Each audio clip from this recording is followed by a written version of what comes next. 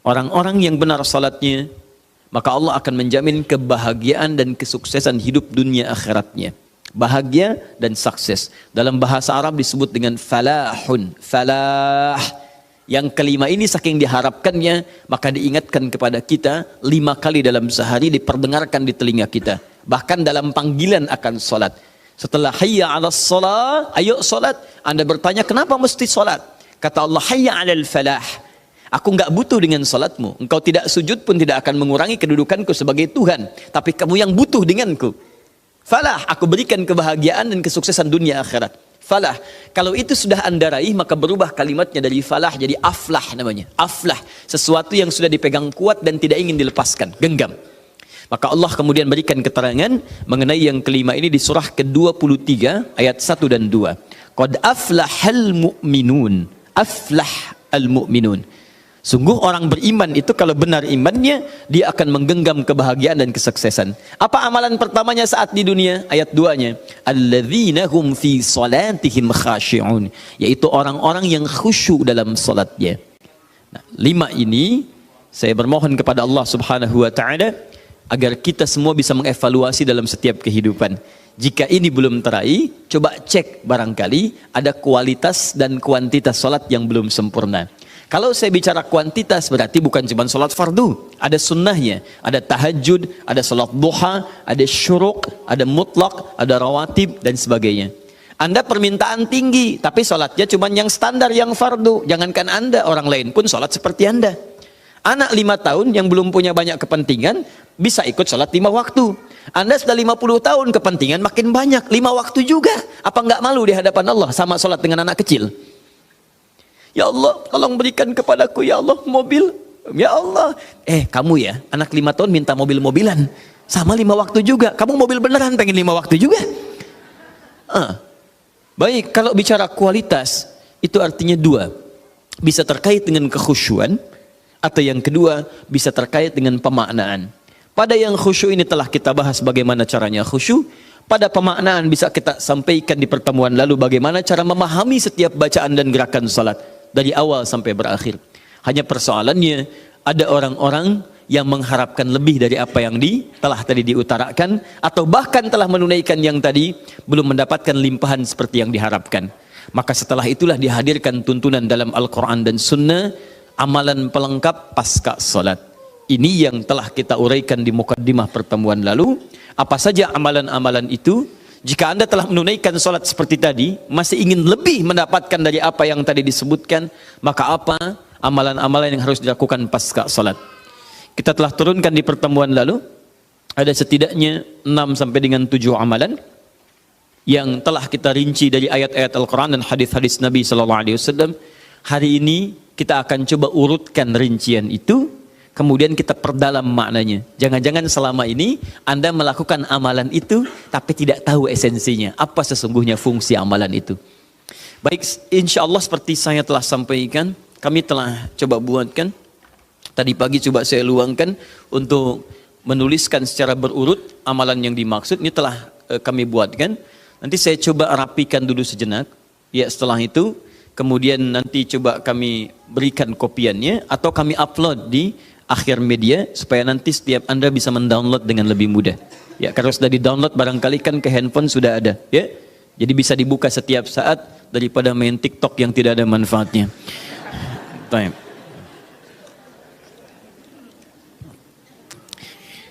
Saya coba simpulkan sebentar dengan cepat bahwa setelah selesai salat yang ditutup dengan salam itu, Assalamualaikum warahmatullahi wabarakatuh. Assalamualaikum warahmatullahi wabarakatuh. Kata Al-Quran, jangan terburu-buru untuk beraktivitas yang lain sebelum Anda menyempurnakan satu amalan, yang amalan ini begitu dahsyat dalam pandangan Allah Subhanahu wa taala. Amalannya disebut dengan zikir. Di tulisan kami sudah disebutkan rincian amalan plus dengan dalil-dalilnya. Ya. Saya persingkat. Tema kita adalah tentang amalan pasca salat. Di bagian kedua ini.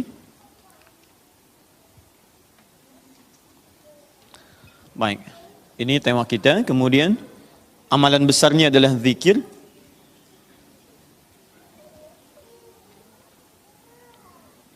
Dalilnya di Quran surah keempat An-Nisa ayat 103.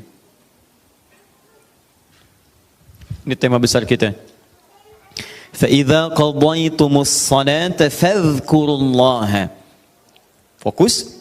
Maka jika Anda telah tuntas mengerjakan salat, segeralah berzikir kepada Allah Subhanahu wa taala.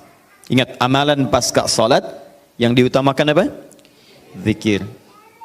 Saya mau tunjukkan pada Anda satu hal yang sangat mendesak. Kenapa amalan ini begitu sangat ditekankan oleh Al-Quran?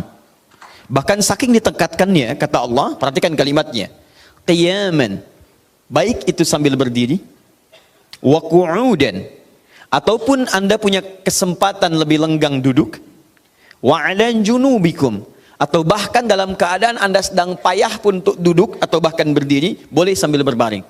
Perhatikan, saking pentingnya amalan zikir ini, itu Al-Quran seakan menghadirkan semua situasi untuk menggunakan amalan ini. Ya, bukan tidak ingin menoleransi, tapi ada sesuatu yang penting di sini.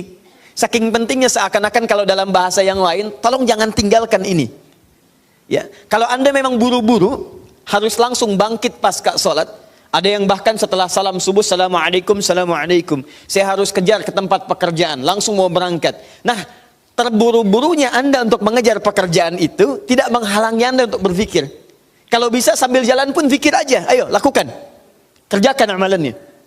Kalau Anda senggang, duduk dengan tenang, lakukan. Kalau amalan ini tidak penting, mustahil Anda diminta untuk mengerjakannya, sekalipun dalam pekerjaan yang sifatnya darurat Anda mesti lakukan. Paham sampai sini? Baik, nah nanti kita akan lihat apa rahasianya amalan-amalan ini, zikir ini. Kemudian kita nanti akan urutkan seperti pertemuan lalu telah saya turunkan beberapa bagian-bagiannya.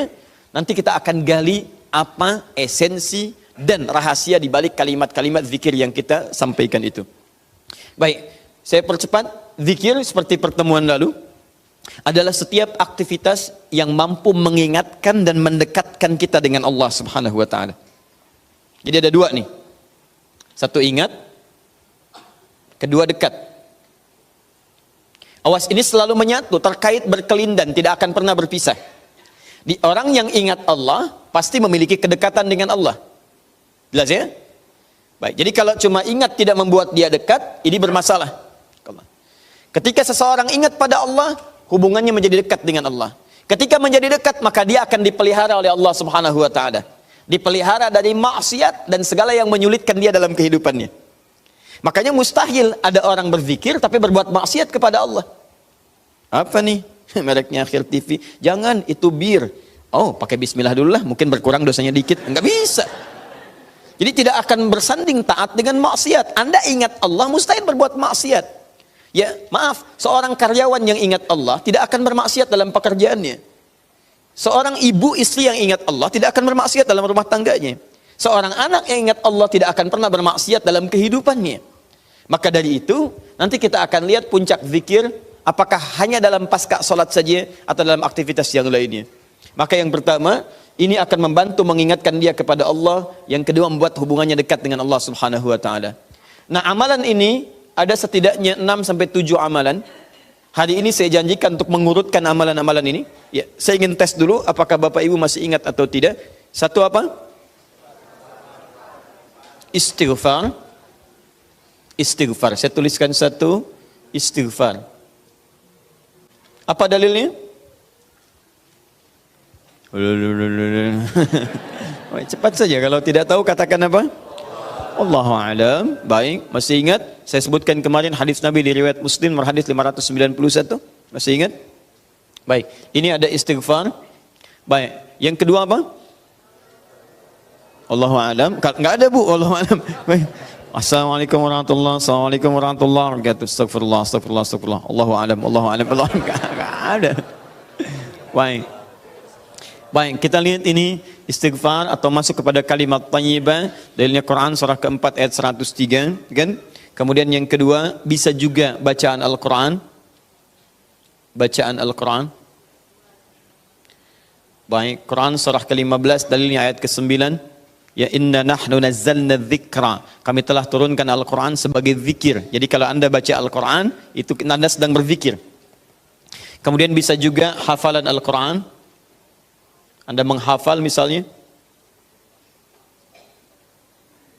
Baik. Misal Anda tidak membaca, tapi selesai sholat Anda membacakan ayat-ayat Quran sebagai hafalan. Ada ayat kursi misalnya, ada 3 surah yang terakhir, ada kemudian ayat pertama sampai 5 misalnya, Al-Baqarah, ya ada ayat-ayat yang lainnya, hafalan misalnya. Begitu Anda bacakan, Anda sedang berzikir. Dalilnya Quran surah ke-54, ayat 17, ayat ke-22, ayat 32, ayat ke-40. Ketika Allah menyebut para penghafal Quran, menyebutnya dengan proses berzikir. Walaqad yassarnal Qur'ana lidzikri. Kami telah mudahkan Al-Quran sebagai zikir. Ya, hafalan di sini zikir. Untuk dihafal, untuk berzikir. Jadi kalau Anda pasca sholat kemudian membaca ayat-ayat Quran dalam hafalan bukan menggunakan mushaf, maka Anda sedang berzikir kepada Allah Subhanahu wa Ta'ala. Dan nilainya 4 kali lebih banyak dibandingkan dengan yang membaca. Ya. Nah. Doa. Doa itu juga sebagai zikir.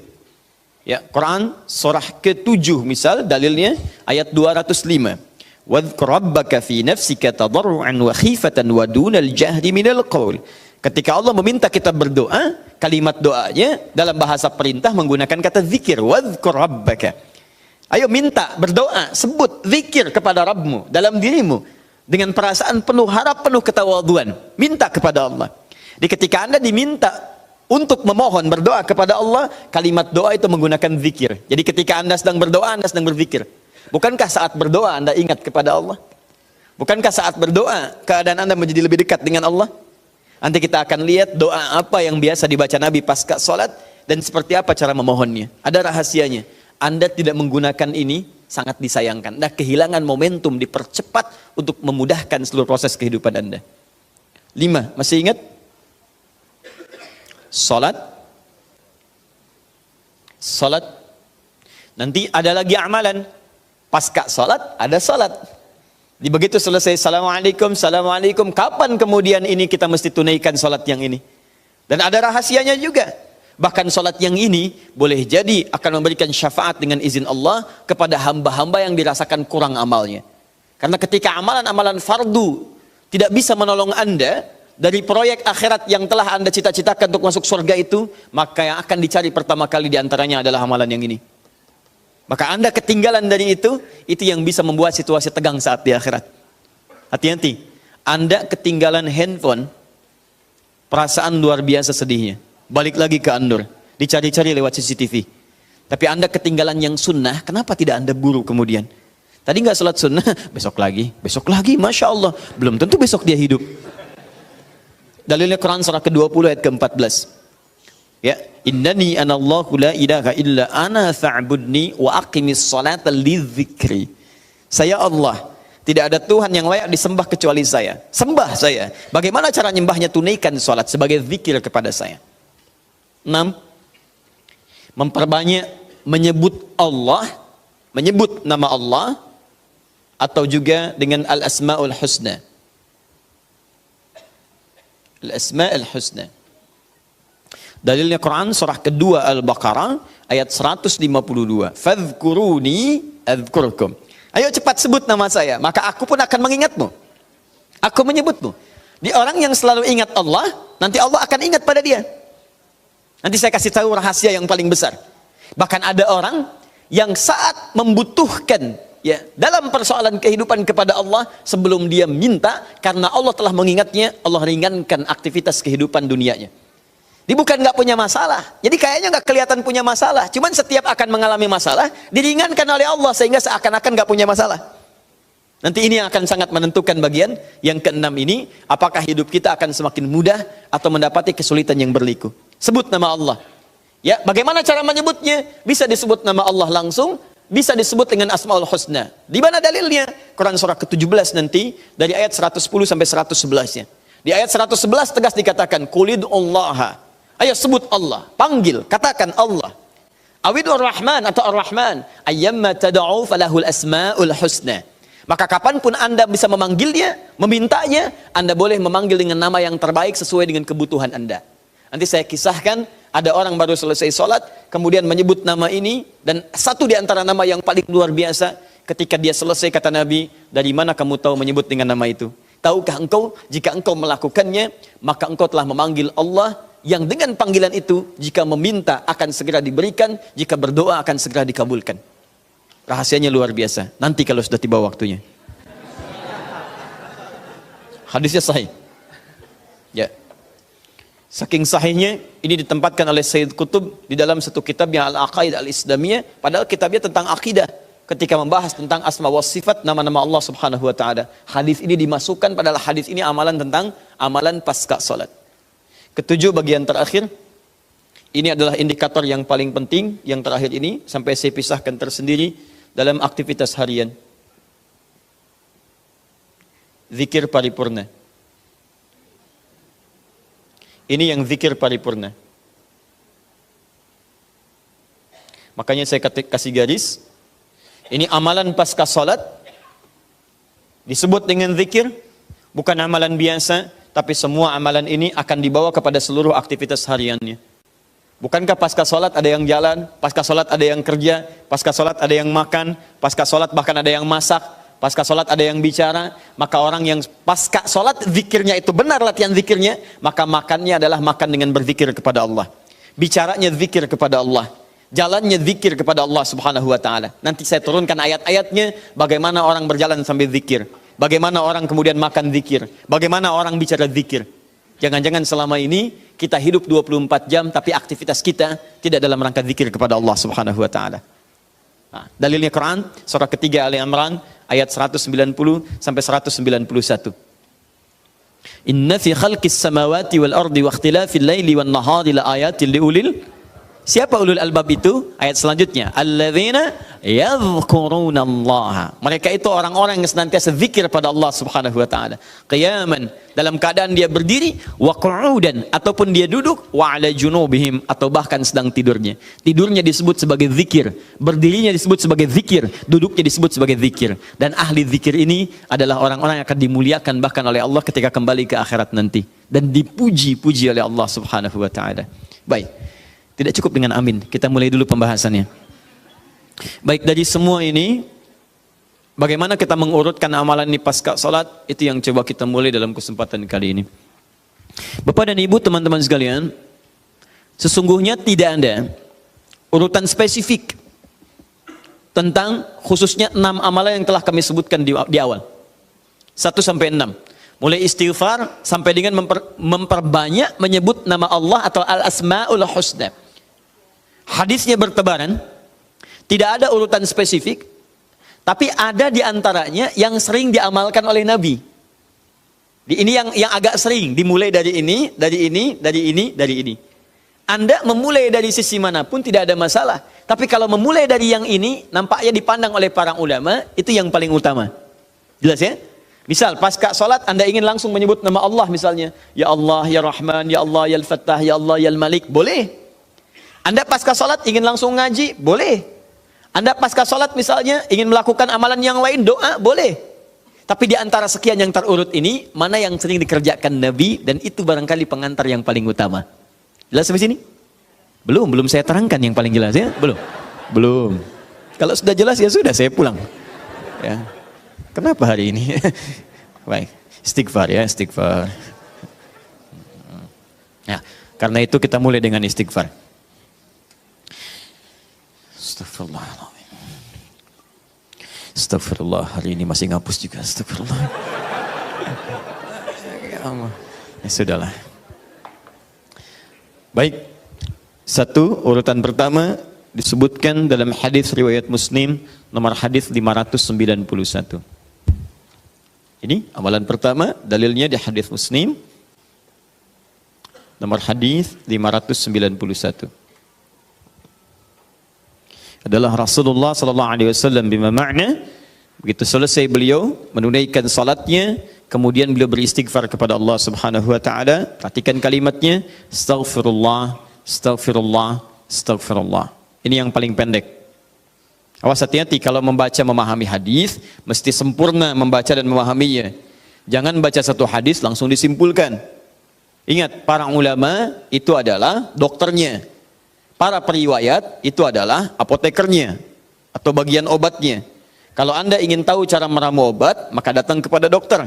Tapi kalau Anda ingin tahu cara mencari-cari obat, tanyakan kepada tukang obat. Para periwayat yang menyampaikan hadis dan semacamnya, itu umumnya tidak menafsirkan hadisnya. Hanya menyampaikan, Nabi pernah mengatakan ini, dan ini. Maka dimunculkanlah kemudian, disaring itu semua oleh para ulama hadis, dimasukkan ke dalam kitab-kitab hadis. Diberi nama dengan nama-nama yang berbeda. Ada al-jami' kalau menghimpun materi-materi umum. Dari mulai persoalan iman, menuntut ilmu, ada persoalan bisnis, kitabut tijarah, ada persoalan pemerintahan, kitabul imarah, dan seterusnya. Kalau Anda mencari tentang hadis-hadis terkait dengan fikih, cari kitab-kitab namanya sunan. Sunan Abu Daud, Sunan An-Nasai, Sunan Ad-Darimi, ya, dan seterusnya. Itu adalah kitab hadis yang awal mulanya diawali dengan pembahasan fikih. Kitabut taharah, dalil-dalil tentang persoalan taharah. Air terbagi berapa? Kemudian bagaimana hadis tentang salat dan seterusnya, itu namanya sunan. Kalau Anda mencari kitab-kitab hadis terkait dengan urutan perawinya, cari namanya musnad. Abu Bakar meriwayatkan berapa hadis, Sayyidah Aisyah berapa hadis, sehingga dengan hadis-hadis itu saya ingin seperti mereka. Karena hadis yang diriwayatkan oleh orang-orang tertentu menunjukkan banyak aktivitasnya. Kalau ibu ingin tahu misalnya di perempuan terbaik, ibu rumah tangga yang nabawi, yang Qurani, cari hadis-hadis perempuan-perempuan yang pernah meriwayatkan dari Nabi. Siapa di antara mereka? Yang paling utama istri-istri Nabi SAW. Di situ ibu akan temukan bagaimana jadi seorang perempuan terbaik. Seorang anak, seorang istri, seorang ibu, bahkan seorang nenek sekalipun. Kemudian Anda misalnya ingin cari anak misalnya. Anak-anak saya bagaimana supaya tumbuh dewasanya bagus. Cari hadis yang diriwayatkan oleh anak-anak. Ada Ibnu Abbas di situ. Ada Ibnu Umar di situ. Ibnu Abbas saja ada 2000 hadis. Kitab terkait itu disebut dengan musnad namanya. Di antara yang concern pada bidang ini namanya Imam Ahmad, ya, Ahmad bin Hanbal. Mengarang namanya Musnad Ahmad bin Hanbal. Yang keempat ada Mu'jam, jika Anda ingin mencari urutan-urutan hadis sesuai dengan alfabetisnya, ya. Disebut di antaranya ada Mu'jam At-Tabrani. Nah, kembali ke sini. Alhamdulillah. Tertuang dalam kitab-kitab hadis, di antaranya Sahih Muslim nomor hadis 591. Hadis-hadis ada yang menyampaikan dengan singkat astagfirullah, astagfirullah, astagfirullah. 3 kali kemudian disebutkan. Jadi ini yang paling singkat. Istighfar, kalimatnya astaghfirullah. Astaghfirullah. Berapa kali? 3 kali. Perhatikan, ini riwayat pertama.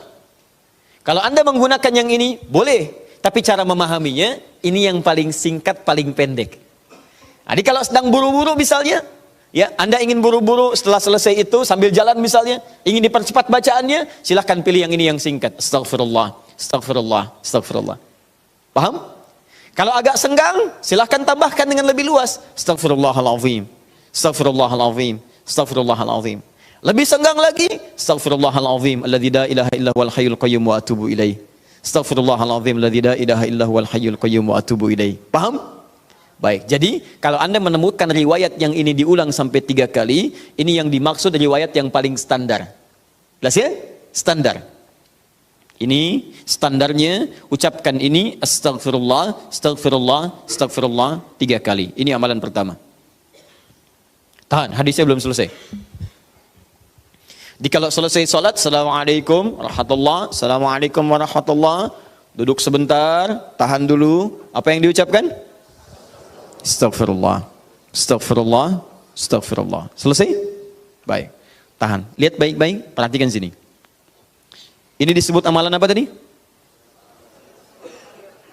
Zikir. Karena kita sedang membahas tentang zikir. Baik, sekarang yang kedua, masih ingat? Tadi kalau seorang sedang berzikir, maka konsekuensinya dia akan apa terhadap Allah? Ingat. Yang kedua, dekat. Pertanyaan saya, apakah setiap orang yang mengucapkan astagfirullah menjadi ingat kepada Allah? Itu masalahnya.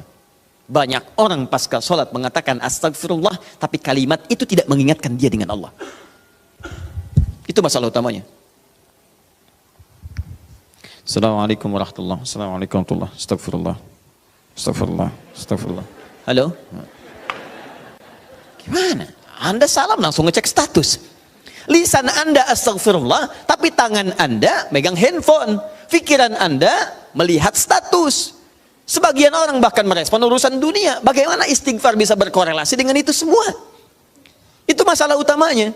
Jadi semua kalimat ini ketika diucapkan bingkainya adalah zikir. Mampukah Anda mengucapkan istighfar ini yang langsung mengingatkan Anda dengan Allah Subhanahu wa taala? Ini poin besarnya. Nah, tahan. Saya berikan rahasia besar dulu di sini. Kenapa Anda mesti mengucapkan kalimat ini? Buka Al-Quran surah ke-71.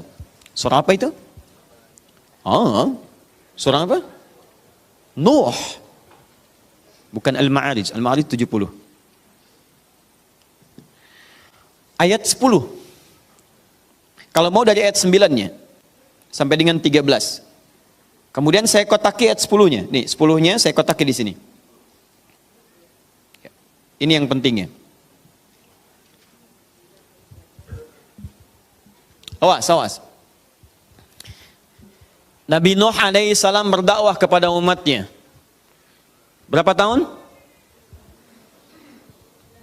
950 tahun. Masya Allah. 950 tahun berdakwah kepada umatnya. Bahkan dakwanya terang-terangan juga sembunyi-sembunyi. Pelan dan silent. Ya, ada yang silent, ada yang terang-terangan. Kencang.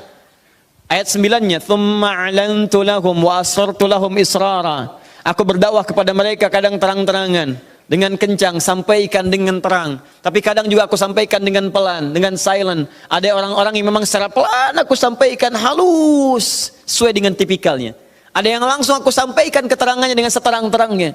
Tapi tahukah Anda, selama 950 tahun berdakwah itu, yang terang-terangan, yang sembunyi-sembunyi, kalimat pertama apa yang dimintakan Nabi Nuh kepada mereka? Perhatikan ayat 10-nya. Faqultu astaghfiru rabbakum innahu kana ghaffara. Rahasia pertama. Perhatikan baik-baik. Kalimat pertama yang disampaikan Nabi Nuh alaihissalam kepada kaumnya. 950 tahun. Masya Allah. Lihat baik-baik. Baik terang-terangan, baik dengan sembunyi-sembunyi, pelan-pelan, ataupun jahar. Apa kalimat pertamanya? Faqultu astaghfiru rabbakum. Aku katakan pada mereka, istighfar kepada Rabbmu. Istighfar. Ini. Nah, ketika Nabi Nuh mengatakan, istighfar pada Rabbmu, istighfar pada Rabbmu. Apakah kalimat Qur'annya berhenti sampai sini? Tidak. Teruskan ayatnya. Innahu kana ghaffara. Rahasia istighfar yang pertama, satu. Allah akan turunkan minimal sifat ghaffar kepada hambanya. Nanti kita lihat. Apa itu ghaffar? Belum tentu. Belum tentu. Tidak seperti yang Anda bayangkan. Allah punya sifat ghafir. Tapi kenapa yang muncul ghafar di sini? Buka Quran misalnya surah Ghafir. Fusilat surah ke-40. Ayat yang ketiga. Ghafiridz dzambi wa qabilit taubi. Allah mengampuni dosa seorang hamba. Ketika mengampuni dosa, kalimatnya menggunakan ghafir. Ghafirun, ghafiridz dzambi. Tapi kenapa Nabi Nuh menyebut dengan kalimat ghaffar? Faqultu istaghfir rabbakum innahu kana ghaffar. Kenapa ghaffar bukan ghafir? Satu. Nih. Dua, teruskan ayatnya, ayat 11. Yursilis samaa 'alaikum midrara. Dua. Orang yang sering istighfar, maka Allah akan turunkan keberkahan lewat curah hujan yang lebat. Curah hujan, hujan yang berkah. Masya Allah. Ada hujan membawa berkah, ada hujan membawa? Bukan. Bukan, hujan tidak pernah menginginkan banjir. Hujan itu hanya membawa air. Baik, yang bikin banjir itu Anda yang tidak bisa mengatur airnya. Itu persoalannya. Jalur air dibuat bangunan. Air itu kan sederhana, dia hanya mencari tempatnya, dia meresap sesuai dengan tempatnya. Cuman Anda tidak menempatkan air sesuai dengan tempatnya. Itu masalahnya. Tapi ini beda. Ketika turun, airnya membawa keberkahan dalam kehidupan. Itu lain.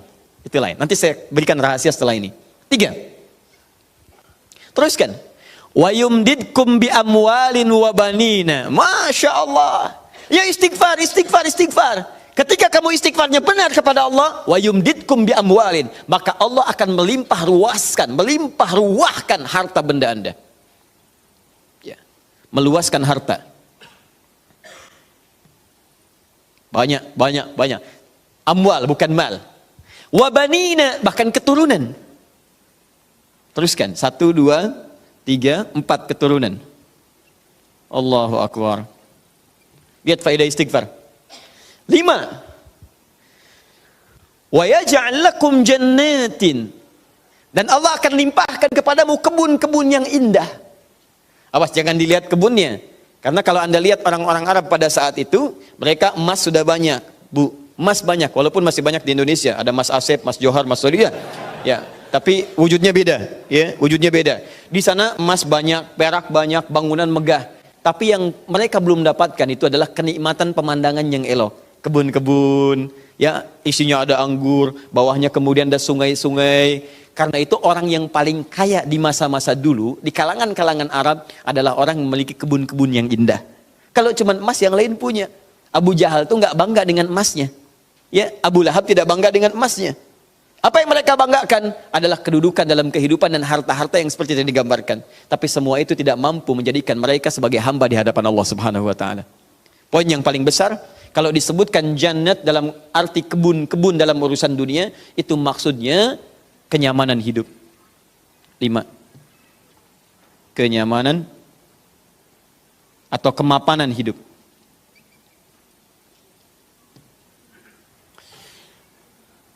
Wa yaj'al lakum anhara, kenikmatan hidup. Masya Allah, sudah mapan, nikmat. Kaya, tenang. Wah, ini hebat banget nih hidupnya. Dosanya diampuni oleh Allah, kemudian hidupnya berkah, hartanya melimpah, keturunannya juga luar biasa gitu kan. Setelah itu hidupnya nyaman, mapan dan nikmat, kurang apa lagi? Antum pilih mana? Kaya tapi gelisah atau miskin tapi tenang? Jangan pilih yang ketiga, saya tidak berikan. Nah, tahan sebentar. Lihat sini. Jadi ketika Anda diminta istighfar, astagfirullah, astagfirullah, astagfirullah. Ternyata di antara esensi kalimat istighfar itu bukan kalimat biasa. Anda mampu mengucapkannya dengan baik, maka Allah turunkan kemuliaan lewat lisan Nabi Nuh itu. Faqultu astaghfiru rabbakum innahu kana ghaffara yursilis samaa 'alaikum midrara wa yumdidkum bi amwalin wa banina wa yaj'al lakum jannatin wa yaj'al lakum anhara. 6 kemuliaan bagi orang yang sangat senang beristighfar kepada Allah Subhanahu wa taala. Tapi ini masih urusan dunia. Akhiratnya belum selesai. Pilih mana? Miskin masuk surga atau kaya masuk neraka? Miskin masuk surga. Kasihan. Kenapa tidak kaya masuk surga? Ya itu pilihan dari saya. Ya. Ini pilihan dari Al-Quran. Saya kan tidak mengatakan jangan pilih yang ketiga. Itu yang pertama tadi. Ya. Lihat sini. Ini jaminan kehidupan dunianya. Mana akhiratnya? Ya Allah, kalau cuma dikasih dunia saya tidak mau. Jangan-jangan saya dunianya bahagia, akhiratnya nestapa. Maka adakah faidah dari istighfar atau kehidupan akhirat saya? Kamu mau minta surga yang mana? Orang-orang surga biasa, saya berikan pada pelaku istighfar surga seluas langit dan bumi. Quran surah ketiga ayat 133. Ayat 133, paling kanan sebelah atas. Lihat, di sini hidupnya lapang, di sini surganya seluas lapangan. Lapangannya apa? Bukan lapangan dunia. Perhatikan lapangan akhirat. Wasari'u ila maghfirah. Bergegaslah Anda untuk memohon ampunan Allah. Maghfirah, turunan kata dari istighfar, minta ampun. Bukankah istighfar minta ampun? Ayo cepat, bergegas, rajin, cepat. Orang yang rajin istighfar, cepat istighfar. Lihat, wa jannatin arduhas samawatu wal ard. Maka kami akan sediakan harapan baginya, menyediakan tempat kembalinya surga seluas langit dan bumi.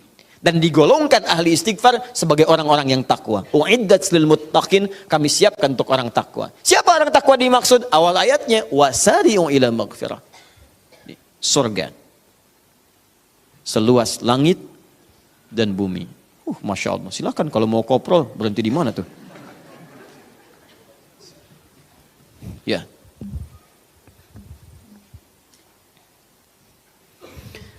Nah, kalau ditawarkan begini, siapa yang tidak mengambil tawaran ini? Tapi persoalannya, kenapa orang banyak istighfar pasca sholat bahkan lebih daripada 3 kali? Astagfirullah, astagfirullah, astagfirullah, astagfirullah, astagfirullah, astagfirullah. Tapi mapan juga tidak. Cek. Ya, silahkan lihat. 6 ini tidak diraih. Keberkahan juga tidak didapatkan. Dan seterusnya. Bahkan kemarin di Bekasi itu ada yang terlihat, kami lihat di CCTV itu. Khusyuk pasca sholat. Kayak orang menangis. Astagfirullah, astagfirullah, astagfirullah. Sudah tenang, lihat kanan kiri, tas orang dirogok begini. Kok bisa tuh? Astagfirullah lagi ibu juga.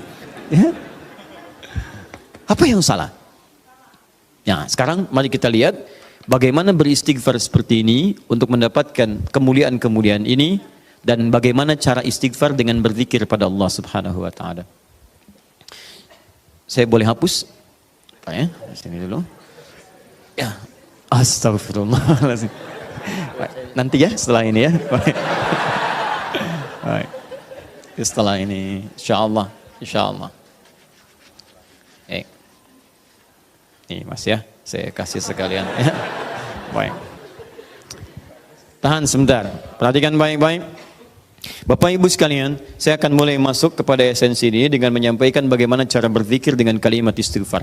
Tahan pertama, framenya dalam amalan ini disebut dengan zikir. Ingat tadi telah disebutkan di awal. Zikir itu mesti mampu mengingatkan kita dengan Allah, juga membuat hubungan kita lebih dekat dengannya.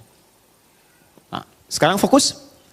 Di antara amalan zikir pasca salat adalah istighfar. Dengan mengucapkan kalimat paling singkat, astagfirullah, astagfirullah, astagfirullah. Sekarang kita bedah dulu isi kalimatnya. Ini astagfirullah. Dalam ilmu saraf, kalimat astagfirullah ini dibagi ke dalam 3 bagian. Satu, ada awalan menggunakan kata ista begini. Kemudian ditambah dengan akar kata ghafara.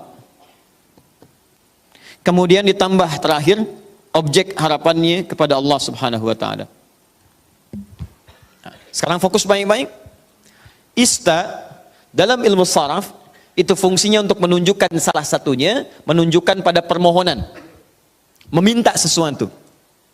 Ya, misal izin dari bahasa Arab, adzina mengizinkan, izin. Minta izin istadzana. Hasuna baik, meminta diri lebih baik istahsana. Ghafara ampunan, meminta ampunan menggunakan istaghfara. Istaghfara itu kata kerjanya, istighfar keadaannya, kata benda atau sifatnya. Jadi kalau ini menunjukkan permintaan atau permohonan, kemudian apa yang diminta? Ghafara, ampunan dari Allah Subhanahu wa taala. Tapi persoalannya dalam bahasa syariat tidak pernah ada kalimat ghafara, yaitu ampunan, kecuali disandingkan atau dilawankan kepada dosa. Ini poinnya.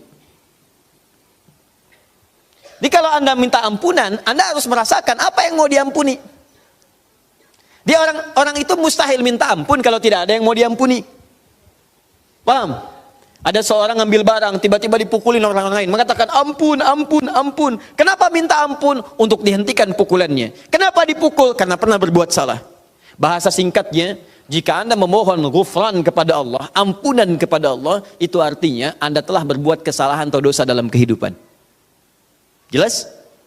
Dosa dalam bahasa Arab disebut dengan dzambun namanya. Dzambun. Kalau dia banyak disebut dengan dzunubun. Dzunubun. Dzunub. Kalau dosanya satu saja, dzambun, maka Allah menurunkan sifat untuk mengampuni satu dosa ini. Anda sebut namanya, minta kepada Allah, maka berpeluang mendapatkan ampunan dari Allah. Apa namanya? Ghafir. Sifat Allah yang mengampuni satu dosa. Ghafir. Turun Quran surah Ghafir. Ya, surah ke-40 itu. Ayat ketiganya, Ghafiriz dzambi.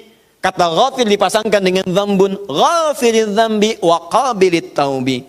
Ketika Anda ingin minta ampun kepada Allah satu dosa, berbuat dosa, astaghfirullah ya Allah, ampuni saya Allah. Allah turunkan sifatnya ghafir, saya ampuni kamu. Saya terima taubatmu. Paham? Tapi ketika dosa Anda berlipat, banyak dosa, mata berdosa, telinga berdosa, lisan berdosa, sampai ke kaki berdosa, maka bukan dzambun namanya, tapi dzunubun.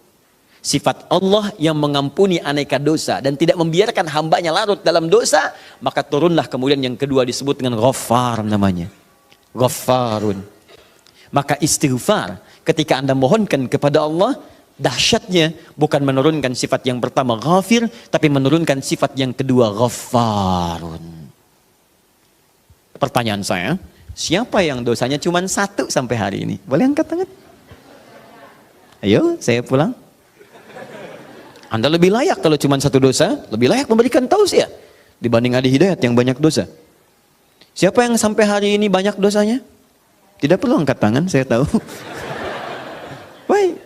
Nah, karena kita merasa banyak dosa, kita merasa banyak berbuat kesalahan, maka bagaimana mungkin kesalahan itu bisa mengantarkan pada cita-cita yang kita harapkan? Baik, saya tanya kepada Anda semua. Misal, mohon maaf teman-teman sekalian, berkah itu terkait erat dengan kemuliaan, mulia, taat. Tidak akan bersanding dengan maksiat. Karena maksiat itu diantara cara memutus pintu rizki dalam hal yang berkah itu maksiat. Jadi kalau seseorang itu berbuat maksiat, keberkahan pada rizki tidak akan datang. Contoh, Anda mau sedekah sekarang, keluar dari sini. Anda temukan 3 orang. Alhamdulillah. Dia layak kelihatan dari jauh menerima sedekah dari Anda. Sudah Anda siapkan nih 3 juta bahkan. Ya, untuk 3 orang itu. Begitu mau Anda berikan, dari jauh kelihatan duduk, begitu sudah dekat sedang main kartu begini. Tak, tak, tak, tak. Wah, saya menang. Tidak, kamu kurang, dan seterusnya. Pertanyaan saya, jadi nggak antum sedekah? Tidak, karena maksiat itu menghambat keberkahan dari rizki yang diturunkan. Nah, sekarang coba cek. Mungkin rizki itu belum datang ke tempat Anda, ke rumah Anda, di kehidupan keluarga Anda. Bukan Anda kurang usaha, tapi Anda kurang mampu membebaskan diri dari maksiat dalam kehidupan. Ini poinnya. Maka dari itu ketika Anda istighfar astagfirullah, jangan cuma kosong di lisan. Kalau cuma seperti itu, balita yang umur usia 5 tahun misalnya, 5 tahun, balita 5 tahun ajarin istighfar juga. Padahal dia belum mendapatkan hisab. Anak usia 5 tahun belum balik, ajarin istighfar. Pas ada sholat, astagfirullah. Apa yang mau diampuni? Uang dosanya nggak dicatat. Ya, orang yang kurang akalnya misalnya, terganggu akalnya, itu bisa istighfar juga. Sambil ketawain Anda malah. Astagfirullah. Loh. Tapi apa beda istighfar dia dengan Anda? Karena ketika dia istighfar nggak berpengaruh pada dirinya. Karena diangkat penanya. Rufi'al qalam an thalathatin. Rufi'al qalam an thalathatin. Di antaranya anil majnuni hatta yufiqa. Dari orang terganggu syaraf sampai sadar lagi. Nah, kita yang sadar ini saat ini, maka ketika Anda mengucapkan kalimat astagfirullah, kata para ulama, sambil diingat, itu Anda berbuat dosa apa sampai mengucapkan ini? Sampai minta ampun kepada Allah. Dosa apa yang diperbuat? Maka kalau ingin latihan, coba urutkan dosa dari ujung kepala sampai ujung kaki. Salat yang pertama subuh misalnya, ya jangan terlalu banyak dulu. Untuk dosa mata misalnya, astagfirullah, ingat-ingat mata salah apa. Jangan-jangan setiap pandangan yang Anda lakukan, itu belum melahirkan keberkahan. Alhamdulillah. Bisa nggak pandangannya berkah? Ada ayat di Quran. Ada orang-orang yang dimuliakan oleh Allah sampai disebut kuat iman. Orang yang kuat iman, yang pandangannya itu berkah. Setiap memandang berkah. Bahkan saking berkahnya nyaman dia dalam kehidupannya. Ya, itu ada di Quran surah ke-24. Punya cahaya dia. Ayat 30 sampai 31. 30 untuk laki-laki, 31 untuk perempuan. Wa qul lil mu'minina yaghuddu min absarihim. Katakan pada perempuan laki-laki beriman, setiap lelaki beriman, perhatikan, palingkan pandangannya dari yang tidak baik. Jadi kalau orang zikirnya benar, itu dia akan berpaling dari yang tidak baik. Otomatis Pak, Bu, otomatis. Bahkan yang mirip-mirip pun dengan apa yang ia punya, belum tentu kemudian ia pandang dengan berlama-lama.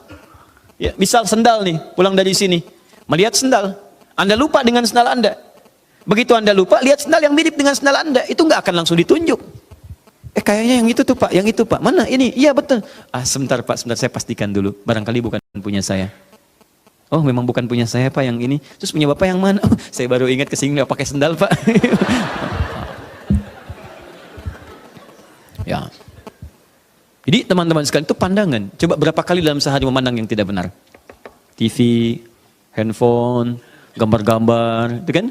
Dan seterusnya, baru keluar, memandang dengan cara yang tidak layak. Sama perempuan juga begitu, bukan kayak 31 untuk perempuan.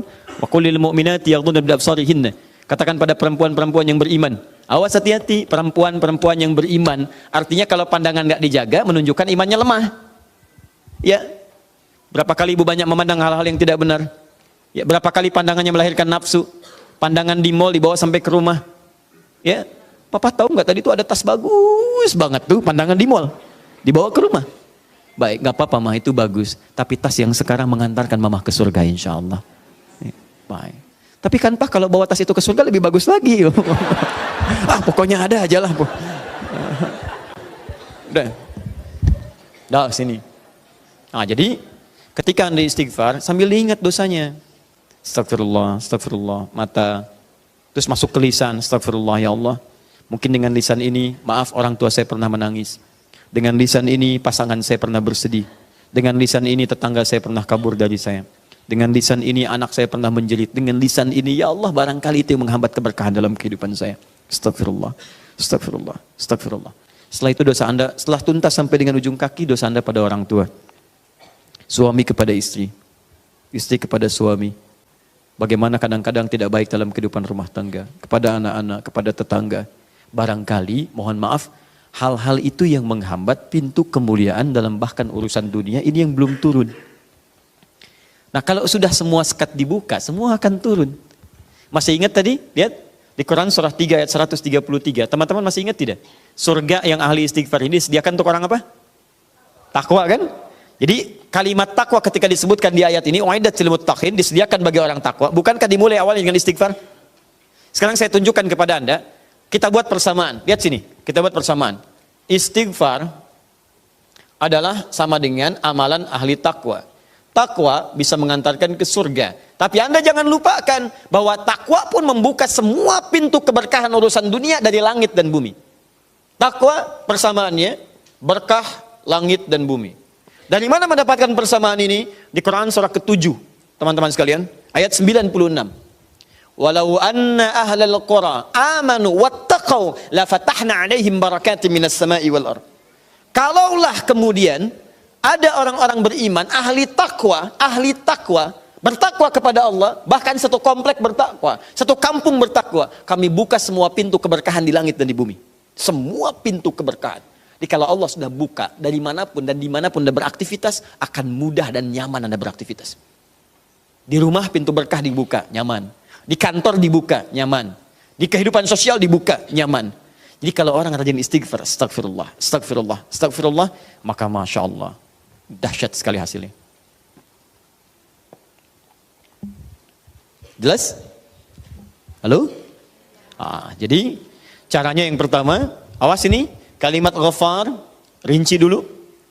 Rinci, dosa-dosanya begitu istighfar, rinci astagfirullah, astagfirullah, astagfirullah, astagfirullah. Jelas?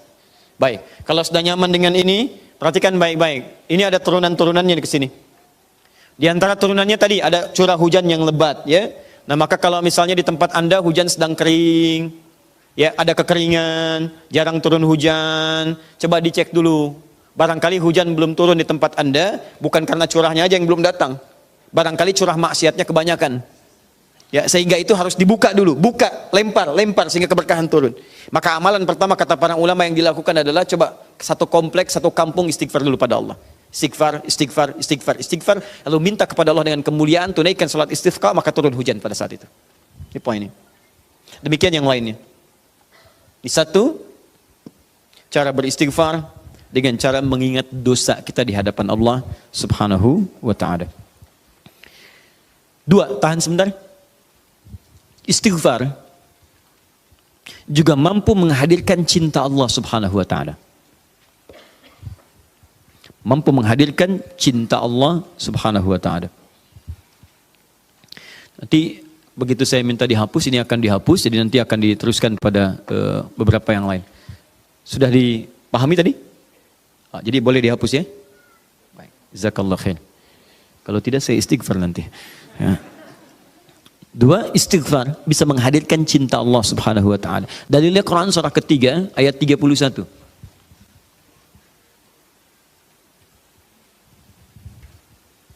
Sudah? Kemudian diteruskan, digabungkan dengan Quran surah kedua Al-Baqarah. Harus ditafsirkan dengan ayat yang lain. Surah kedua Al-Baqarah ayat 222. Ayat 222, 222. Dikasih keterangan, kasih kurung, akhir ayat, di akhir ayat, ayat 222.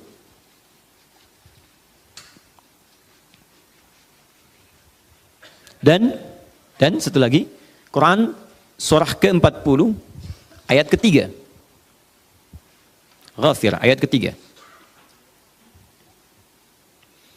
Perhatikan, saya bikin persamaan ya, ini tidak mudah persamaan ya. Perhatikan baik-baik.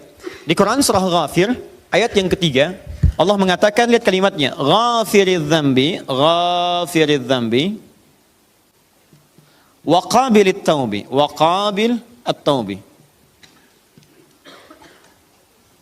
Perhatikan sini. Ghafiriz dzambi, Allah yang mengampuni dosa. Oke? Cara ampunannya adalah dengan mengatakan istighfar. Astaghfirullah. Fokus. Kalau seseorang kemudian memintakan ini, maka selanjutnya waqabilit taubi, maka diterima oleh Allah taubatnya. Artinya orang yang beristighfar, istighfar yang benar adalah dengan menghadirkan taubat kepada Allah Subhanahu wa taala. Taubat, persamaan istighfar adalah taubat. Maka kalau benar istighfarnya, diterima oleh Allah taubatnya. Fokus. Di ketika Anda istighfar, ini rumus Quran, begitu istighfar, tadi saya katakan di awal, sambil tobat, ingat dosanya. Tobat itu kan 3 ya, 3 cara utamanya. Mengakui dosa, 2 menyesali dosa, 3 berjanji untuk tidak mengulangi lagi. Mengakui, menyesali, berjanji tidak mengulangi. Jadi kalau Anda misalnya bertobat dengan lisan, saat istighfar, astagfirullah, ingat lisan Anda, akui, kapan banyak berbuat salah, sesali. Setelah itu janji kepada Allah, lisan ini tidak akan lagi berkata seperti itu. Tidak gibah lagi, tidak mencela lagi, tidak menggunjing lagi dan sebagainya. Tutup, selesai.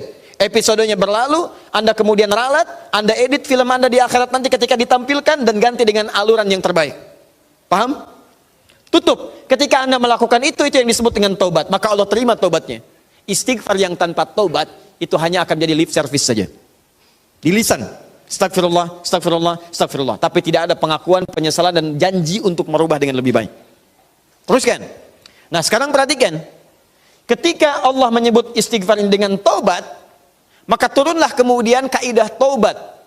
Di dalam Quran surah kedua Al-Baqarah, di akhir ayat 222. Orang yang sekali taubat, nih, waqabilit taubi, taubat. Orang yang taubat sekali disebut dengan taib namanya. Taibun. Taib. Ahmad Taib, Ahmad yang sekali taubat. Misal kan? Tapi kalau berkali-kali taubat lagi, ya, taubat lagi, dosa taubat lagi. Yang dimaksud dia tidak putus dari salah. Jadi sering bertobat. Bagaimana cara taubatnya? Balik ke sini istighfar. Ya, berpikir begini, astagfirullah. Lihat begini, astagfirullah. Berbicara mendengar sesuatu, orang lain bicara buruk, padahal dia tidak mengucapkan. Cuman karena dengar yang tidak baik, merasa telinganya salah. Astagfirullah. Sering begitu. Jalan di mobil, istighfar, astagfirullah. Berubah kalimatnya dari taib jadi tawwab. Tawwabun. Kalau orangnya bukan satu, suaminya tawwab, istrinya tawwab, anaknya tawwab, sekeluarga tawwab, senang istighfar, senang bertaubat, senang memelihara diri. Masya Allah. Maka berubah kalimatnya dari tawwab jadi tawwabin. Masya Allah. Perhatikan, ketika Anda menjadi bagian dari tawwabin, maka muncullah kemudian cinta Allah Subhanahu wa taala. Baca ujung ayatnya, ayat 222, baca ujungnya. Innallaha yuhibbut tawwabin. Sungguh Allah mencintai orang yang senang bertobat kepadanya. Jadi nanti kalau udah jadi ahli istighfar, Bapak Ibu sekalian, itu otomatis refleks. Kadang Anda tidak salah barangkali, tapi karena hatinya sangat peka, yang salah orang karena Anda seakan-akan terlibat dalam kesalahan itu, Anda langsung istighfar. Misal, yang menggunjing orang lain, ya gibah terdengar oleh Anda. Yang gibah sebetulnya orang itu, cuman telinga Anda ya terpaksa mendengar itu karena mungkin lewat dan sebagainya. Padahal yang gibah dia, tapi Anda kok merasa kayak telinga saya salah nih. Kok hari ini malah dengar ini astagfirullah. Sedang lihat TV tiba-tiba iklan. Iklannya menampakkan sesuatu yang tidak tepat misalnya. Iklan shampoo, ya, yang nampak malah rambutnya. Padahal kan kalau shampoo yang iklan shampoo-nya, yang ini malah rambutnya. Yang rambut bukan mahram Anda misalnya. Begitu melihat itu, otomatis lisan Anda berkata astagfirullah. Lalu mata berpaling, ghadul basar. Ya, palingkan atau ganti channelnya, tak seketika. Ya, dan itu cepat, tidak ada sesuatu yang lambat. Astagfirullah.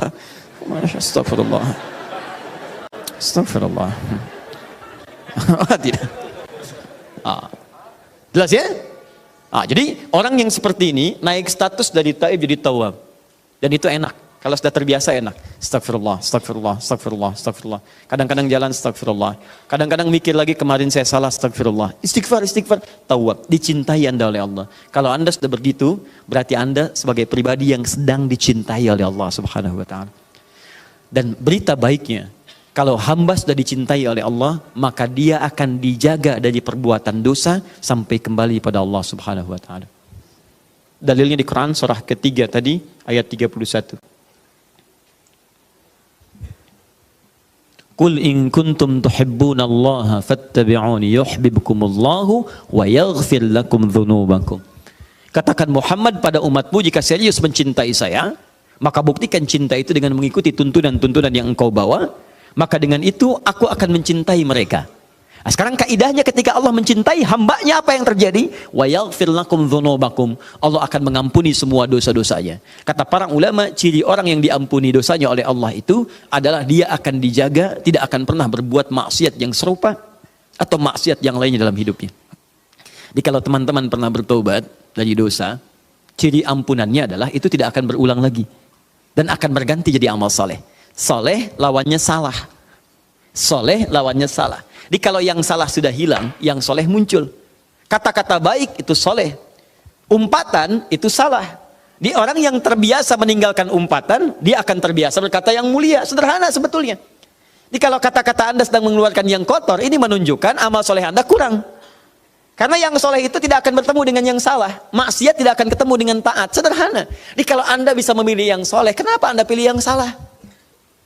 Ya. Kalau Anda bisa memilih taat, kenapa mesti melakukan maksiat? Rizki itu, Anda mau cari dengan yang soleh atau dengan cara yang salah, tidak akan pernah mengubah jumlahnya. Tetap akan sama. Sampai meninggal tidak akan berubah. Yang beda cuma keberkahannya. Anda cari dengan cara yang jujur misalnya. Hidup Anda sampai dengan meninggal 100 miliar. Anda cari dengan korupsi, nggak akan menambah, nggak akan kurang 100 miliar juga. Cuman barangkali yang beda keberkahannya. Jadi kalau Anda bisa mencari dengan yang halal, kenapa mesti maksa mencari yang haram? Gak akan berubah. Tapi kan lebih banyak itu cuma dikumpulin, bikin Anda capek. Segitu juga nilainya. Anda korupsi, datang misalnya 50 juta. 50 juta itu cuma Anda pegang, hitung pegang. Dengan yang satu, turunnya 500 ribu per bulan. 500 ribu, dijaga oleh Allah supaya gak capek. Sudah, kamu gak usah capek ngitung. Ya, biar saya yang pegang. Butuh, saya kasih. Pas butuh, ada. Pas butuh ada, datang. Saya kemarin malam atau awal malam Jumat kemarin saya cerita, ada keluarga penghafal Quran, hamalatul Quran. Istrinya penghafal Quran, suaminya penghafal Quran, istrinya bahkan sudah punya sanad, anak-anaknya penghafal Quran. Anda tahu teman-teman, suaminya dalam kacamata manusia hanya dalam kacamata manusia seorang kuli bangunan. Datang berangkat. Bawa uang cuma 500 ribu, Bu. 500 ribu ke rumah. Tapi setiap suaminya bawa uang ke rumah, kata istrinya, alhamdulillah Abi bawa uang banyak sekali. Istrinya kadang ke sawah, nanam padi, bawa kayu. Itu saya pernah lihat gambarnya bawa kayu itu selalu begini, Masya Allah, luar biasa. Tapi dahsyatnya, Anda berkunjung ke tempatnya, selalu tersaji makanan yang beraneka ragam. Kue ini, makanan ini, dan sebagainya. Dan berkah hidupnya. Enak gitu. Nikmat. Jadi saya katakan kepada Anda, kalau Anda sudah mendekat kepada Allah menjadi hamba yang dicintainya, Anda gak akan susah dalam kehidupan dunia. Dan diantara caranya ini, astagfirullah. Kalau Anda sudah dicintai oleh Allah, mohon maaf ya, jangankan kemudahan hidup, doa Anda seketika sebelum meminta sudah Allah kabulkan. Saya pernah katakan pada Anda seorang tukang roti yang merindukan Imam Ahmad. Tukang roti ini kemudian, Imam Ahmad itu punya kejadian yang unik teman-teman sekalian. Ya, saya pernah kisahkan beberapa kali kisah ini. Itu satu kali ada dorongan di hatinya untuk pergi ke Mesir. Berangkat aja. Begitu berangkat, capek beliau istirahat di dalam satu masjid. Faqih, ahli fikih, ulama besar. Tapi barangkali namanya sampai duluan kepada banyak orang sebelum kelihatan gambarnya atau wajahnya. Sosoknya belum pernah terlihat, tapi namanya menembus batas penglihatan orang lain. Hampir semua kalangan kenal dengan Imam Ahmad. Kenal dalam pengertian, pernah mendengar namanya. Tapi belum pernah melihat sosoknya. Tiba-tiba ketika istirahat di dalam masjid, marbot masjidnya mengatakan, keluar dari sini. Keluar. Karena belum pernah lihat Imam Ahmad sebelumnya. Imam Ahmad tidak pernah mengatakan, saya Imam Ahmad. Tidak. Ya, tapi kata beliau, saya hanya beristirahat. Karena tahu fikihnya, tidak, kamu keluar dari sini. Maka ketika beliau keluar, istirahat di alas di luar itu, di pelataran. Diusir juga. Rawah katanya. Di bahasa Arab itu ada 3 cara minta orang pergi. Ya, untuk keluar. 1, ukhruj, atau idhab, pergi. Yang kedua, barah, keluar.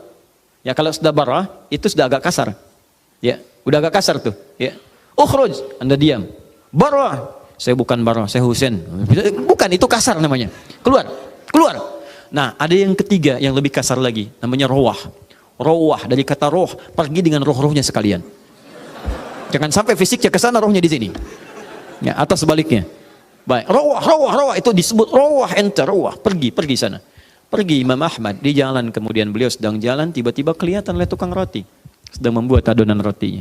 Begitu melihat orang ini terlihat semakin lelah, dipanggil oleh beliau, Syekh ta'al huna, kesini, silahkan istirahat dulu. Imam Ahmad istirahat merebahkan, kemudian sambil melirik kepada tukang roti ini, dia setiap membuat adonan roti, dia beristighfar kepada Allah. Astagfirullah, astagfirullah, astagfirullah. Imam Ahmad paham dengan faidah ini. Tapi beliau ingin mendengar apa yang diucapkan tukang roti ini lewat lisannya. Maka bertanyalah kepada tukang roti ini. Perhatikan kalimatnya. Ma faidatu istighfarika ya Syekh.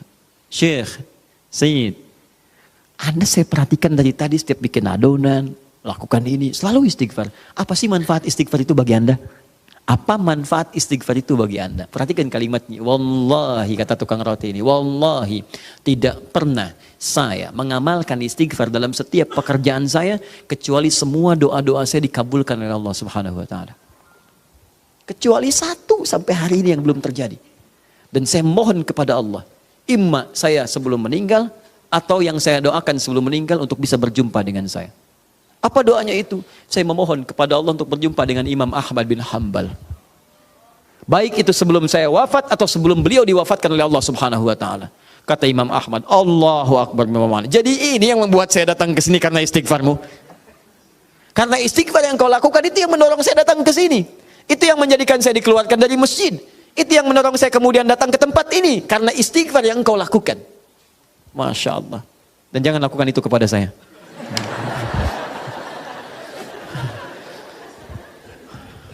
Jadi teman-teman sekalian, ini banyak manfaatnya. Makanya Quran memaksa kita.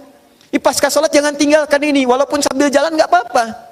Anda memang ada kebutuhan, misalnya ada keperluan mendesak berangkat kantor. Bukankah ke kantor mencari rezeki? Bukankah istighfar mempercepat rezeki? Bukankah ke kantor mencari berkah? Bukankah istighfar mempercepat berkah? Jangan hilangkan istighfar hanya karena Anda mesti berangkat cepat-cepat. Begitu selesai, Assalamualaikum, Assalamualaikum, qiyaman. Anda boleh sambil berdiri, sambil jalan. Astagfirullah, astagfirullah, astagfirullah. Pak Andi, ya mau kemana? Astagfirullah. Astagfirullah, astagfirullah. Jalan. Assalamualaikum akhi. Ila aina anta? Ila liqa. Astagfirullah, astagfirullah. Jalan, jalan, jalan, jalan. Bila?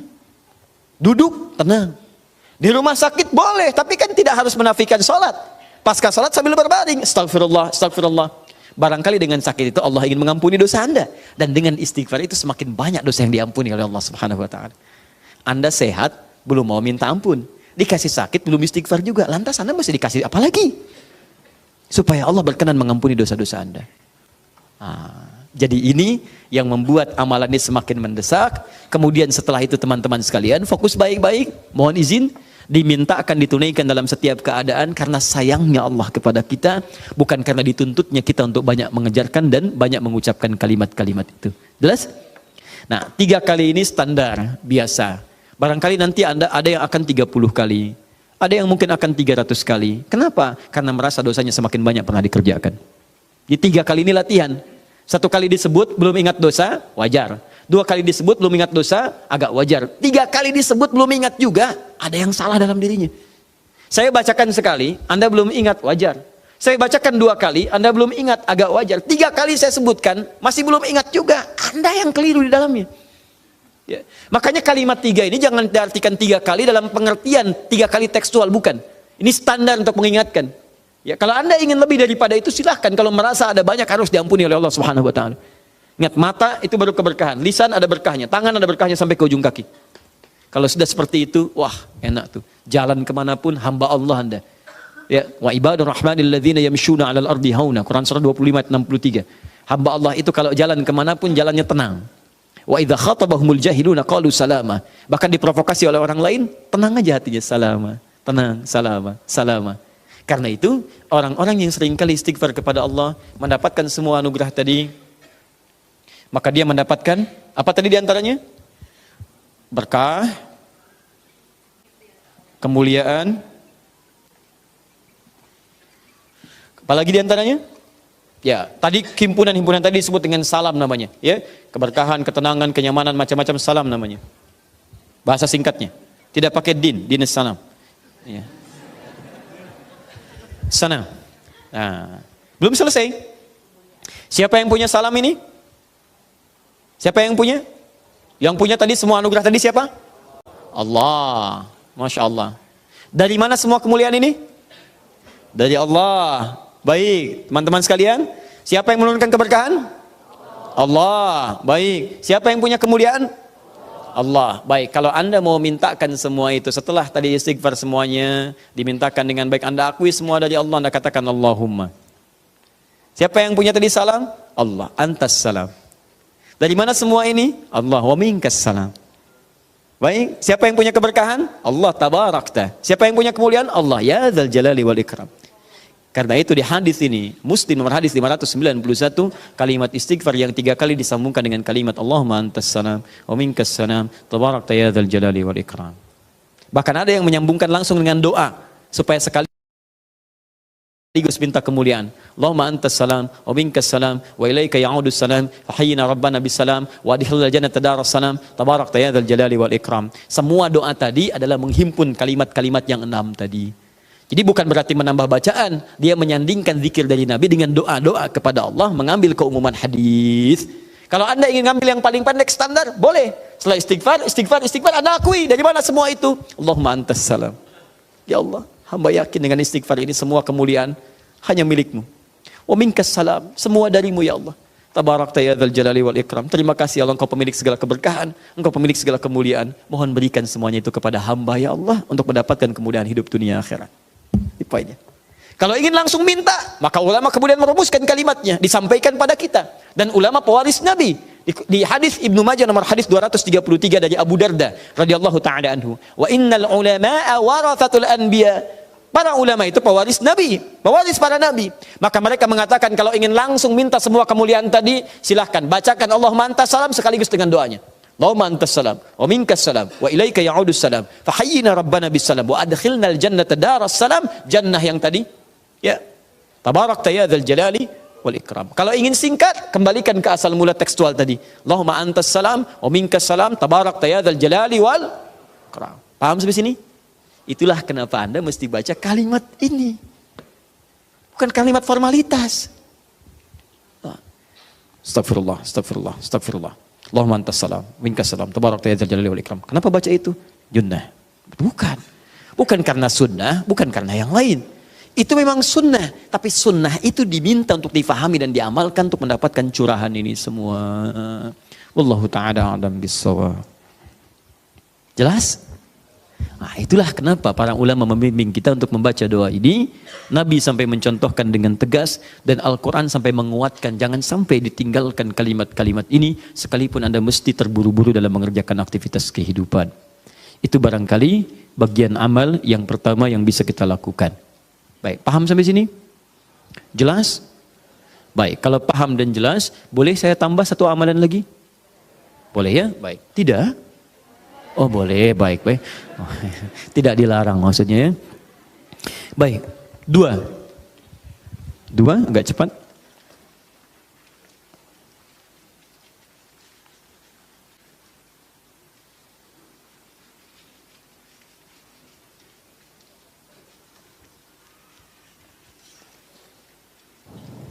Sudah? Adalah membaca kalimat thayyibah. Kalimat thayyibah.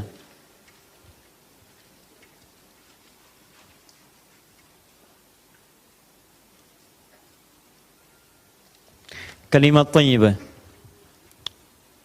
Dalilnya hadis riwayat Muslim nomor hadis 593. Anda boleh mencatat sendiri, tidak ada masalah. Nanti jangan khawatir kalau kurang pun akan ketinggalan. Saya tadi katakan saya sudah rangkum di sini, ya. Tapi nanti uraian jelasnya itu yang saya terangkan di sini. Ya. Sudah, kalimat thayyibah. Apa itu kalimat thayyibah? Sudah? Adalah doa-doa atau untaian kalimat, doa-doa atau untaian kalimat yang menunjukkan keesaan, keagungan, keagungan dan kemuliaan Allah Subhanahu wa taala. Dan kemuliaan Allah Subhanahu wa taala, keesaan, keagungan dan kemuliaan Allah Subhanahu wa taala.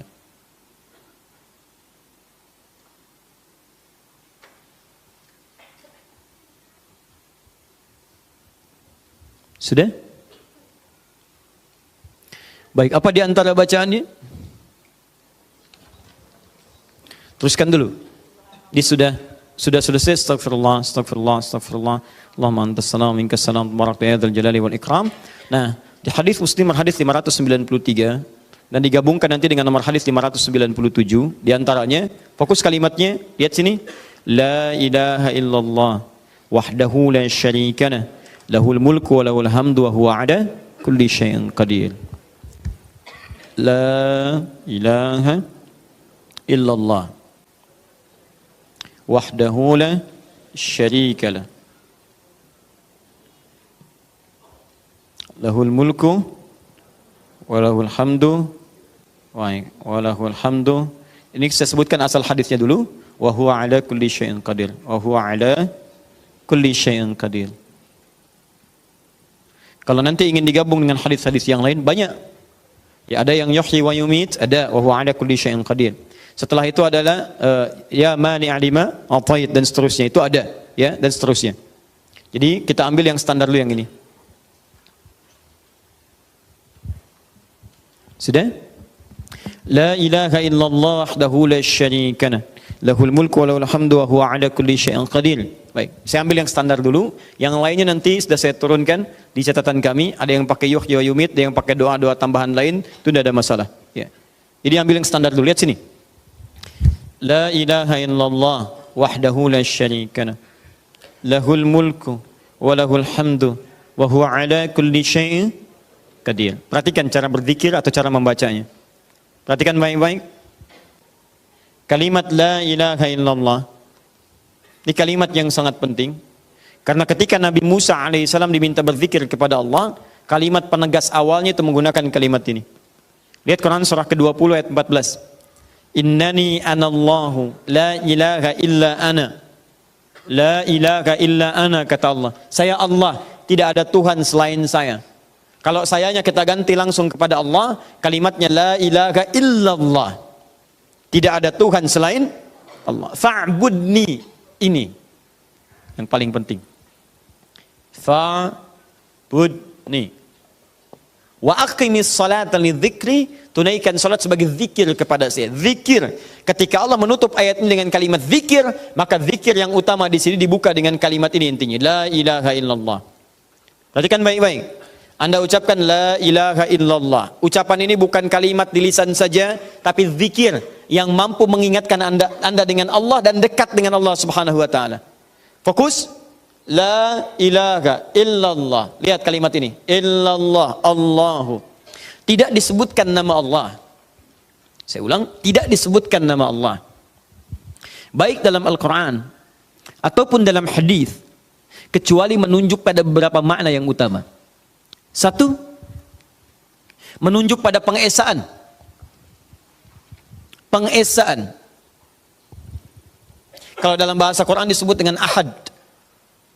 Ahad.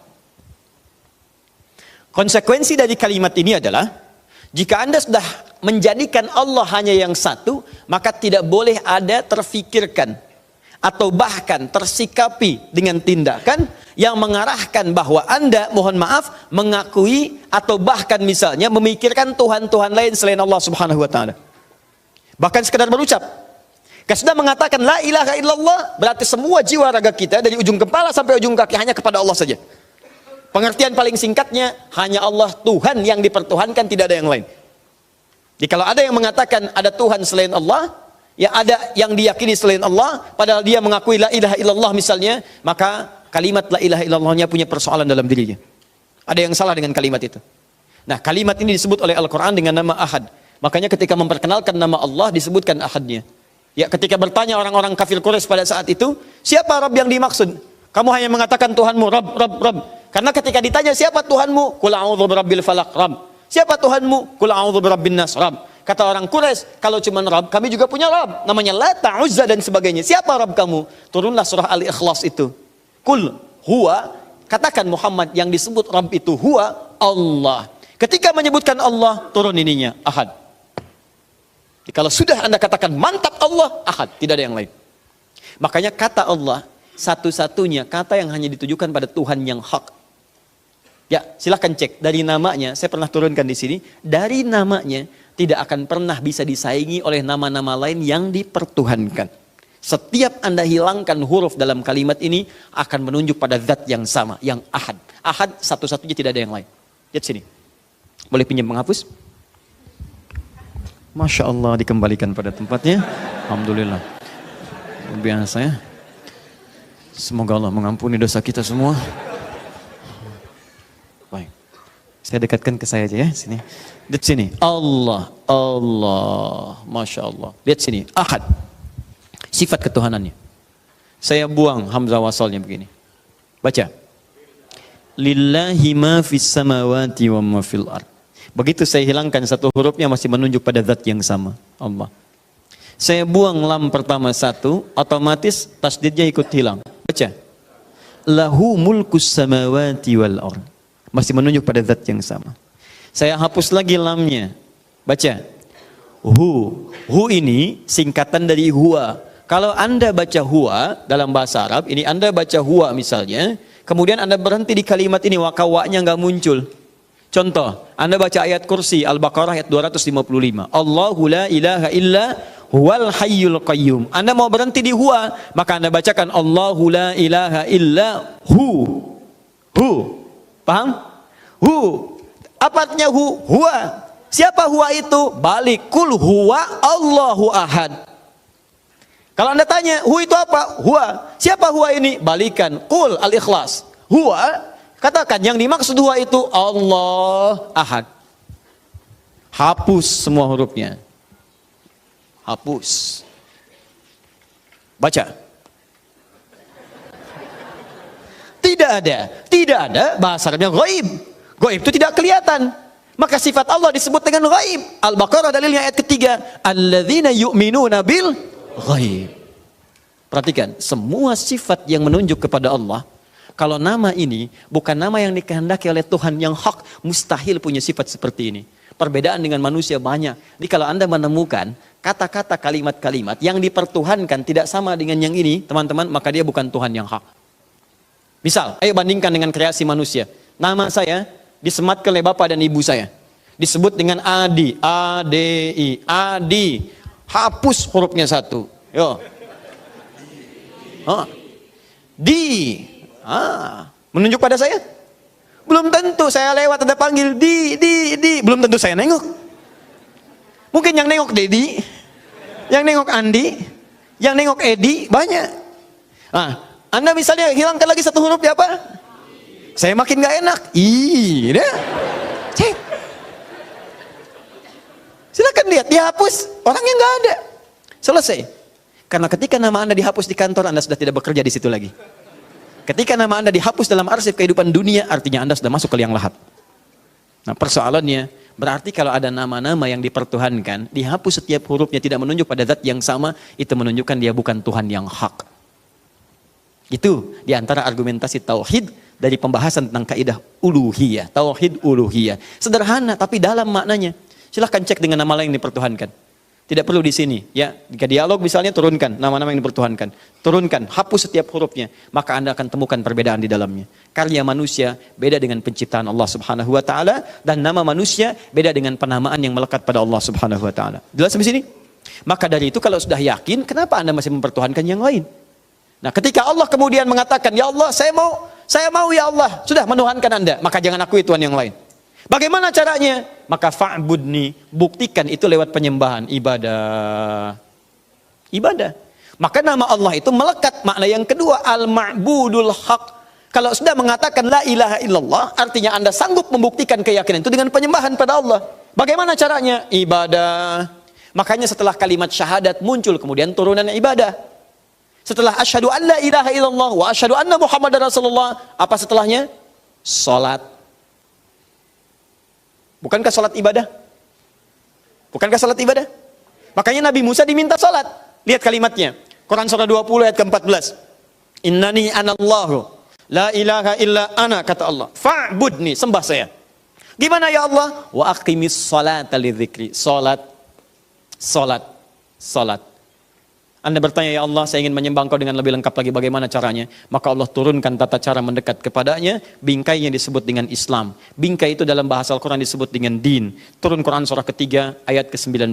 Inna dina indallahil Islam. Din yang diridhoi oleh Allah, sisi Allah untuk menyembahnya adalah Islam. Maka turunan setelah, alhamdulillah, turunan setelah syahadat dalam Islam, semuanya ibadah. Setelah syahadatain itu salat, setelah salat itu zakat, setelah zakat itu puasa, setelah puasa haji. Bukankah semuanya ibadah? Nah, jadi kalau ada yang mengatakan Tuhannya Allah tapi tidak mau salat, berarti ada yang salah dalam la ilaha illallahnya. Makanya setiap panggilan salat melekat kalimat la ilaha illallah, bahkan ditutup awal dengan akhir. Diperkenalkan Allah dulu, Allahu akbar, Allahu akbar. Syahadu an la ilaha illallah, ujungnya la ilaha illallah. Ingatkan, kamu benar nggak la ilaha illallahnya? Ayo salat, buktikan. Jadi kalau orang dipanggil Allah, diingatkan la ilaha illallah, nggak mau salat, ada yang salah dengan kalimatnya. Allahu akbar, Allahu akbar. Iya tahu.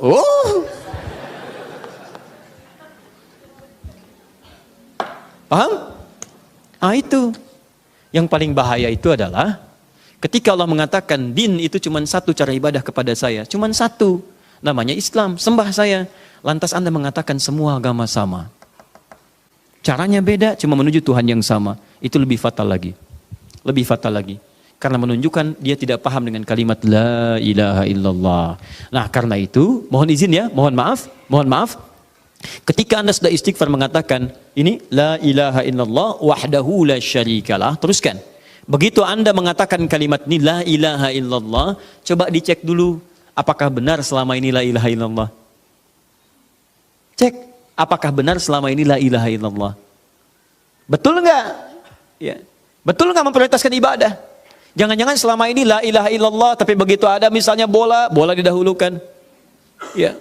La ilaha illallah, belanja dahulukan. Ibu dah pulang dari sini. Mampir ibu ke Pondok Indah misalnya. Belanja. Begitu sedang nawar, Masya Allah. Tiba-tiba adzan berbunyi. Allahu Akbar, Allahu Akbar. Ada musola di bawahnya. Ibu sholat dulu atau teruskan nawar? Ayo. Oh. Berarti la ilaha illallahnya bermasalah di situ. Baru tahu, alhamdulillah. Selalu ada alasan, nggak apa-apa ya, nggak apa-apa. Ya, seperti itulah gitu diciptakan. Baik. Nah, sekarang ibu sudah tahu. Pulang dari sini sudah tahu ke Pondok Indah. Nawar. Sedang nawar, ada tadi panggilan Allahu Akbar, Allahu Akbar. Teruskan nawar atau sholat dulu? Masya Allah, sholat. Begitu ibu mau sholat, tiba-tiba keluar suara di pengeras suara. Diskon naik 95%, 95%. Pertanyaan saya, ibu teruskan? Masa? Bisa aja kalau di masjid. Insya Allah ya, insya Allah istiqamah. Paham? Nah, barangkali coba dicek teman-teman sekalian, yang belum ada keberkahan di rumah itu mungkin ini. Anda terlampau banyak merespon dunia. Malam-malam ada panggilan tahajud, dibangunkan, bahkan diutus nyamuk yang kecil membangunkan Anda. Dasar nyamuk, dasar. Kata nyamuk, kalau saya bisa ngomong tahajud kamu itu. Itu. Bangun. Itu luar biasa. Ya, alhamdulillah ya Allah dibangunkan ada bola malam ini. Bola. Cek. Ya, jadi kalau sudah la ilaha illallah, yang lain lewat. Salat. Kemudian kata la ilaha illallah saya mesti zakat. Anda berusaha supaya bisa zakat. Gitu cara berpikirnya begini, bukan nunggu mampu tapi berusaha untuk mampu. Kalau nunggu mampu mau sampai kapan? Wujudkan itu. Sama dengan pernikahan, kalau tidak pernah bergerak untuk melamar, sampai kapan ditunggunya? Ya, sampai Allah menggerakkan hati dia kepadaku. Susah. Jelas ya? Baik, nah jadi ini poinnya, jaga itu baik-baik dan terapkan dalam kehidupan. Kalau sudah seperti itu, nanti akan datang keadaan yang berbeda. Catat kalimat saya. Kalau Anda benar-benar mendekat kepada Allah dengan benar-benar mengaktualisasikan kalimat ini, maka akan hadir keadaan hidup yang berbeda. Bahkan sebelum waktu sholat, Anda akan rasakan keindahan. Tiba-tiba anak-anak Anda yang berwudu duluan, bawa sajadah. Padahal dia baru 5 tahun, 4 tahun. Karena Anda sering mencontohkan dalam hidup. Tiba-tiba dia datang ke kamar mandi. Anda kira dia main air, begitu dilihat ternyata dia sedang berwudu. Anda bisa menangis pada saat itu. Tiba-tiba dia ambil sajadah. Belum Anda siap-siap, dia sudah hamparkan. Mah, ayo sholat. Masya Allah. Adek, sudah siap ya? Duhur sudah masuk. Allahu Akbar, Allahu Akbar. Adek mau kemana? Kita sholat kan biasa. Sholat apa? Isya. Nggak apa-apa. Tulisan dia. Tapi indah. Tapi indah. Nah itu baru potongan dari la ilaha illallah. Kita belum bisa teruskan ke wahdahu la syarikalah sampai ujungnya. Karena waktu kita sudah habis pada pertemuan kali ini. Insya Allah nanti kita akan coba teruskan dalam jumpa yang lain. Ini kita baru sepotong ini. Ya, awas hati-hati. Karena Anda berjanji di sini la syarikalah. Ini yang paling bahaya. Saya katakan gini, tadi zikir kalau benar, dunianya nyaman, akhiratnya baik. Tapi kalau Anda gagal pada bagian yang ini, lihat baik-baik. Wahdahu la syarikalah. Hati-hati dengan kalimat la syarikalah. Anda mengamalkan dengan salah ini, mengucapkan tapi amalannya salah. Maaf ya, mungkin Anda nyaman dalam urusan dunia, tapi Anda tidak akan pernah memasuki surga saat di akhirat. Hati-hati. Atau bahkan ada yang nestapa dunia dan sengsara akhiratnya. Nah, saya insya Allah akan bahas itu pada pertemuan berikutnya. Dalam sesi yang lain insya Allah. Mohon izin saya menyampaikan beberapa informasi. Yang pertama, saya ingin bertanya dulu. Paham apa yang kita bahas hari ini? Tolong ingat ya, setiap orang yang telah belajar, maka Allah akan langsung menguji ia untuk melihat apakah ia mengamalkan apa yang ia pelajari atau tidak. Maka dari itu, pulang dari sini, saya sarankan kembali pada keluarga, coba berevaluasi diri untuk mengingat dosa-dosa apa yang dikerjakan sampai dengan saat ini. Ya, kemudian setelah itu mohonkan supaya Allah bimbing kehidupan supaya lebih baik sampai kembali kepada Allah. Yang kedua, jaga tauhid sampai kembali kepada Allah karena itu yang akan menentukan kebahagiaan kita ketika menghadap pada Allah Subhanahu wa taala.